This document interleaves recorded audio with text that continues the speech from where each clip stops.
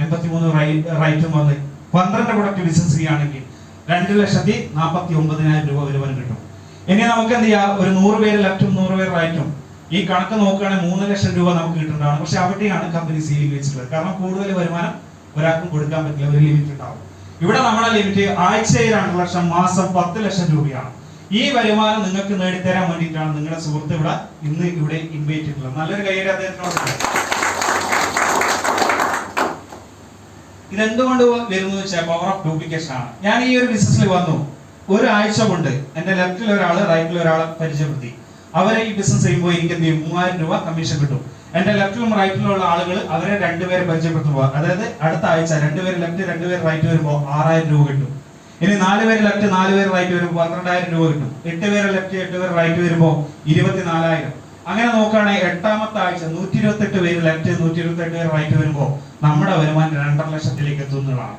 ഇതിന്റെ ഗുണം എന്ന് വെച്ചാൽ ഡ്യൂപ്ലിക്കേഷൻ ആണ്. ഡ്യൂപ്ലിക്കേഷൻ എന്ന് പറയാൻ ഉദാഹരണം പറയുകയാണെങ്കിൽ, നമ്മൾ ഒരു കുളത്തിലെ ഒരു പായൽ നമ്മൾ കൊണ്ടിട്ടെന്ന് വെച്ചോ, അത് ഒരു ദിവസം കൊണ്ട് 2 ആവുകയാണ്, ഇരട്ടിയാവുകയാണെങ്കിൽ ഒരു 30 ദിവസം കൊണ്ട് കുളത്തിന്റെ 50% കംപ്ലീറ്റ് ആവും.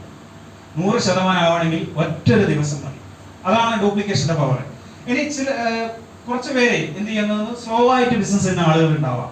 അതായത് പാർട്ട് ടൈം ആയിട്ട് ചെയ്യുന്ന ആളുകൾ ഉണ്ടാവാം, അല്ലെങ്കിൽ ചെറിയ എന്താ പറയാ മെല്ലയെ ചെയ്യുന്നുള്ളൂ, എനിക്ക് അങ്ങനെ താല്പര്യമുള്ളൂ എന്ന് പറയുന്ന ആളുകൾ ഉണ്ടാവാം. പലതരത്തിലുള്ള ആളുകൾ ഉണ്ടാവും. ഇവിടെ നമ്മൾ ഒരു 3 മാസം കൊണ്ടാണ് ലെഫ്റ്റിൽ ഒരാൾ റൈറ്റിൽ ഒരാൾ വരുന്നെങ്കിൽ നമുക്ക് 3000 രൂപ കമ്മീഷൻ കിട്ടും. ഒരു 6 മാസം കൊണ്ടാണ് 2 പേര് ലെഫ്റ്റ് 2 പേര് റൈറ്റ് വരുന്നെങ്കിൽ നമുക്ക് 6000 രൂപ കിട്ടും.